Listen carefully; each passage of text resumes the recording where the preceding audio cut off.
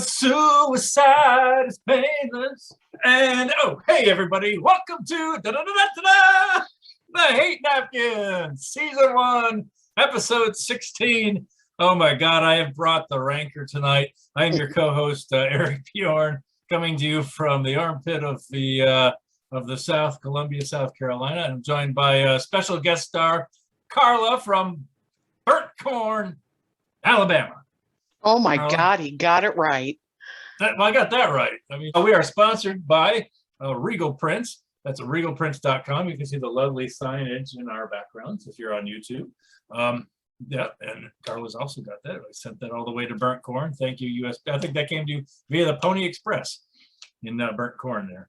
And so anyways, go to regalprints.com for all your advertising and marketing needs in the Midlands, Columbia, South Carolina. But if you're joining us from, Brussels or wherever they host the G20 there in Scotland, you're up shit's creek. We usually, these days, have been sending the mailbag down to Carla via Pony Express. So, Carla, have you got any letters for us this week? I have one. It's very succinct. Hi, howdy haters. I'm Bob from Kansas City, and I have something to add to the list. It's people who think their ride is so fly, they're entitled to 4 parking spots in front of the grocery store. Let me show you. And I'm sorry that this doesn't translate well for podcasters, but he took a picture of a car sitting in the middle of 4 parking spots. He said, first of all, it's not a Ferrari or a Bentley or even a Rolls Royce. It's a 10-year-old piece of shit. Second, if you're so worried about someone touching your darling car, try parking away from the store and take 4 spots where nobody gives a damn. Third, you're an asshole. This needs no further explanation. To go on about it would make me an asshole. Carry on, haters. Bob. Wow. Oh my God. Yeah, I think I probably ranted on this before. I think somewhere around 20 years ago, people stopped moving to the side of the road for emergency vehicles on call. I mean, to me, that was the beginning of the end of the apocalypse. That's like the soullessness of our nation began in that moment, where everybody was like, it's just a fire truck on the way to a 4-alarm fire. Remember when we used to pull over for funeral processions to honor the dead? We don't do that anymore either. Yeah, well, I disagree with that. The dead guy's not going to be late for work, where I might be late for work. And for all we know, the guy in the ambulance is actually dead. Or maybe the guy in the hearse is faking it. Right. Yeah. Well, this is true. I mean, but the guy in the ambulance, for all we know, he's already on the verge of brain dead. So, yeah, I got better things to do. Yeah, he probably had a pre-existing condition, probably asking for it. Right. And for all we know, everybody at the fire has already been asphyxiated. And I read in my Facebook feed that the hearses are actually mini ice cream trucks, and they have cold ice cream in there. And Hillary Clinton is freezing children. So would it be rude to knock? Would it be rude to knock on the window and ask for a blow pop? Wait, are you the center square? I am now. And frankly, that fire, if we do our part and make sure that fire truck gets late to the fire, there'll be more damage to the building, which means more insurance for the owner, right? So we actually might be doing them a favor. And maybe the person asphyxiating on the 3rd floor is really like the soon-to-be ex-spouse. For all we know, delaying these emergency vehicles is probably just helping people out. All right, so I've got one. I know we have a strict rule on the hate napkin. We try to stay away from politics and religion as much as possible. So I'm gonna test the waters here with the thing that I hate. Now, you can all throw me in the penalty box if you want.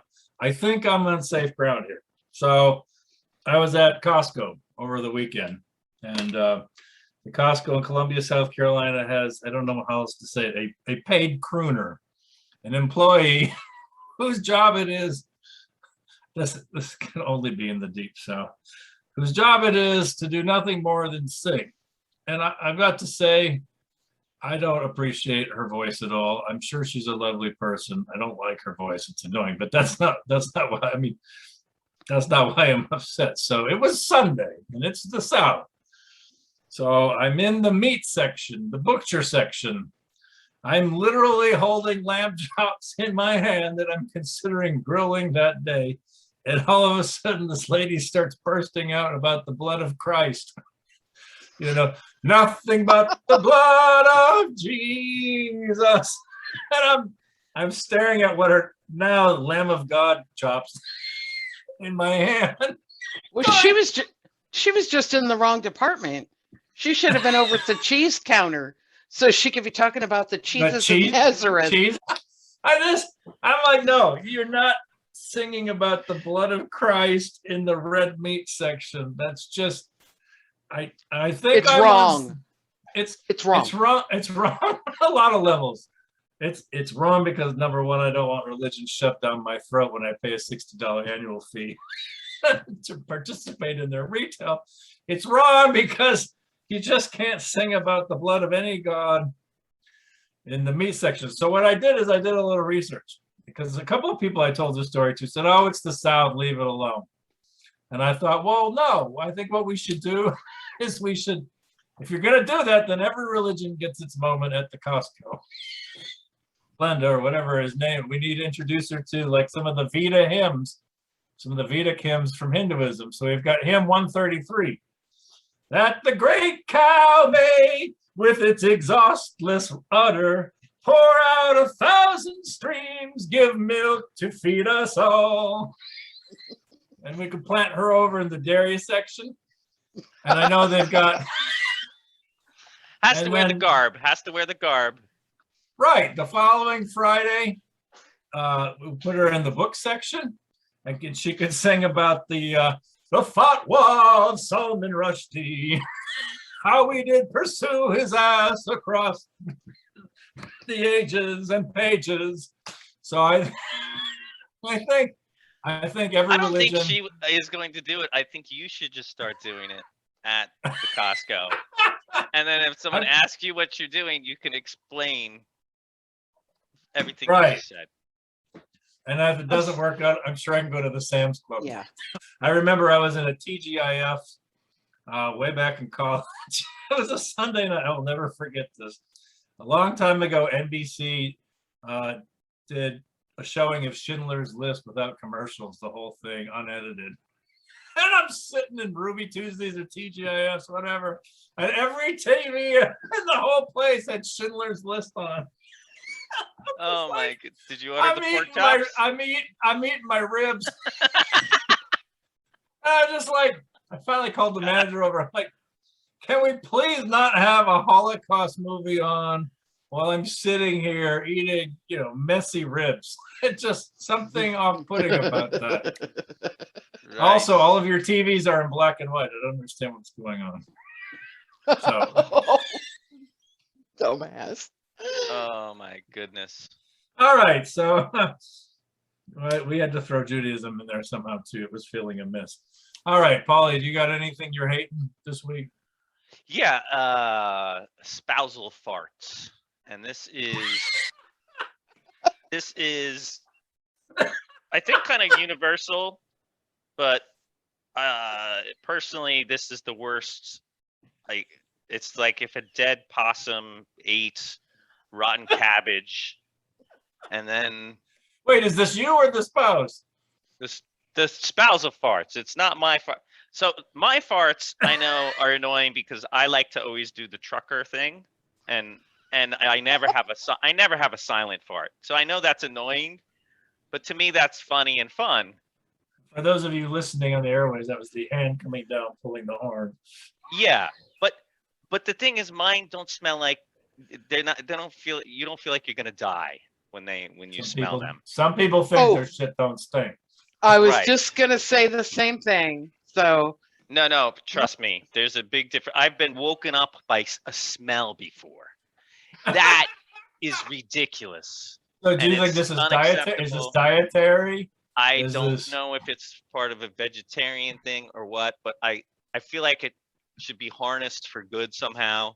Like just fill a stadium full of people and do like a mass COVID test. Like, okay, if you didn't smell that, you have COVID-19, and then we're just like bring them to the airport, something like that. Maybe you Or can just airport put COVID them in screening. some sort of a slaughterhouse and feed them kale.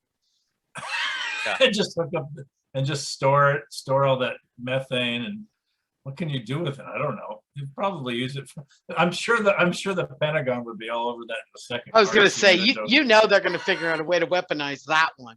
But we have a dog, and a dog's smell is something, I don't remember the stats, but it's like 100 times more powerful than our smell. right? It's just. So you're saying the dog goes and hides? I'm thinking maybe the dog likes it, but I don't know. The dog can't tell me if it's torture. Well, remember It's the same kind going of back a torture. few episodes, my hatred of animals that eat their own poo. Yeah, so there you go. If you eat your own poo, you're likely to be into spousal farts. I think we've just set a new low. Yeah. We went from the center square to subterranean. I just think COVID test rhomboid. is all I can think of to try to turn the negative to a positive. I don't know what else to do. I really hate. Here's what I mean. You hate spousal farts. I hate ex-spousal farts.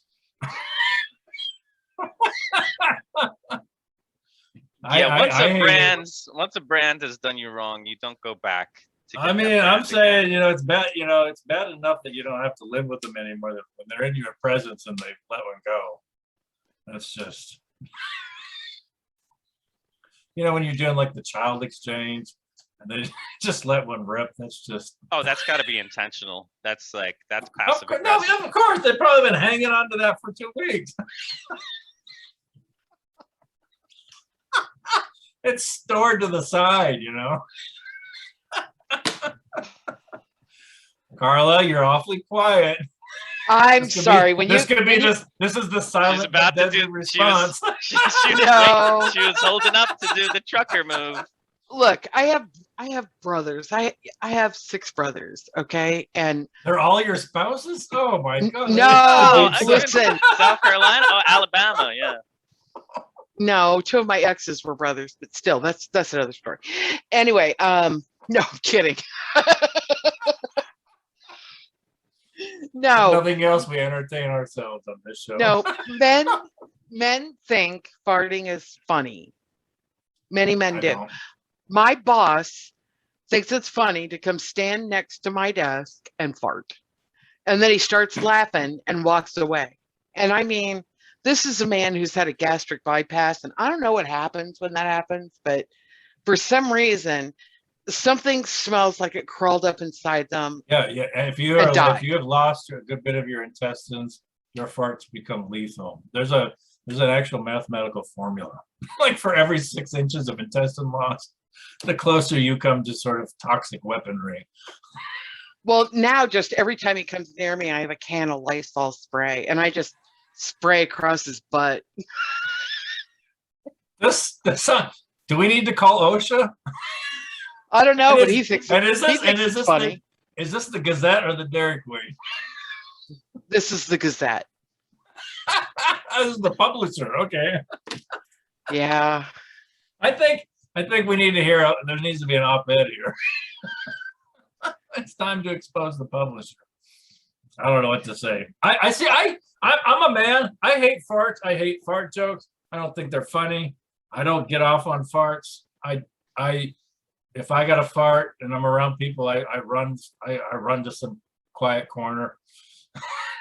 Then why were you laughing the hardest? I just disagree with you both. It wasn't my fart. The louder you can make it, the funnier it is. But smell is not okay. I mean, there are rules to fart comedy. Rules? Right. And let's head on to Carla's hate napkin entry. Okay. We'll save the rules of farting for our webinar. Okay. Now I have something new. I have actually awesome. I have a hate napkin dispenser. And when you come to this side, each one of them has a different thing to hate. when you Oh, I pull thought it the other out. side was going to be a sanitary napkin dispenser. No. Well, it can be. This one says bad house guests. Oh, that's awesome. This is like a fortune cookie It is a hate fortune cookie dispenser. because my boss told me a story this week about he called me and asked me if I could get a plane ticket for one of our employees whose mother lives in Mexico, but her mother lives in the Honduras. And they wanted me to get her a plane ticket from Mexico to the Honduras. Well, she shows up at the airport with an expired COVID test, and they won't let her on the plane. Meanwhile, she's been staying with the boss's family in Mexico City. And they went and picked her up. One of his family members drove her to Mexico City, like 6 hours. And then she got to stay with them for free. She got there and they had, the typical thing that you get in a Mexican home. There's rice and beans and tortillas. And she's like, I don't want that. And they were like, well, what do you want? She's like, I want chicken. And they were like, okay. So he puts her in the car and takes her down to this joint where they sell chicken. She orders this huge meal. And when they go to hand it to her, she turns around and looks at him. And she's like, I don't have any money. And she makes him pay for it. Her kids were like, well, can you send her $40 and change her plane ticket? I blocked them on WhatsApp. I blocked her phone number. They asked you to do this? They asked me to do it. And I was like, you know what? No, you still haven't paid me for the plane ticket. Well, it was just, it was so funny that the bad house guest thing came up, and then he told me that story, and I was like, yeah, that's pretty bad. And the best part was when she got turned away from the airport, she called them and asked them to come get her, and they said no. Oh, fantastic! They wouldn't. Yeah, they were like, it out. Well, we know she's headed. We know she's headed for the wall now. Well, she's 67 years old, and if she can make it over, well, God bless her. You know what? And I think the hate napkin can extend this generous offer to Concepcion when she does finally make it to the United States. We would like to offer her a $10 gift certificate to Chick-fil-A. Go chicken go. Yeah, go there. Go there on Sunday. It's really good on Sunday. No lines. Ooh. Make sure you tell them you're a member of the LGBT community because they'll really like that too. No, just tell them that she crossed the border illegally. They'll love her. They'll put her to work. Oh my God! All right. Well, here we are, ladies and gentlemen.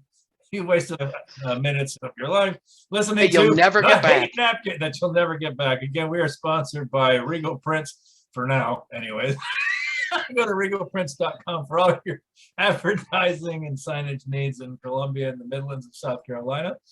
Please send us things you hate at info@thehatenapkin.com and visit us on social media at the Book of Face, Instagram, and Twitter. What else am I missing? Nothing. That covers it. We are deep in the annals of hate as ever. I can smell it. We hated crooners. Those who croon about the blood of Jesus in the red meat section. We hated people who just park like assholes. We hate spousal farts. What else? Bad house guests. And bad house guests. And we are ever grateful to Carla, the innovator of our program, for coming up with the hate napkin dispenser. That is beautiful. Wow. I want to see another napkin later. Soon you're going to be able to get these in our merch store. We'll have this. You'll be able to get THN creamy butter and your own hate napkin dispenser for your homes. And there you go, ladies and gentlemen. We have been into the annals of hate. See you next episode.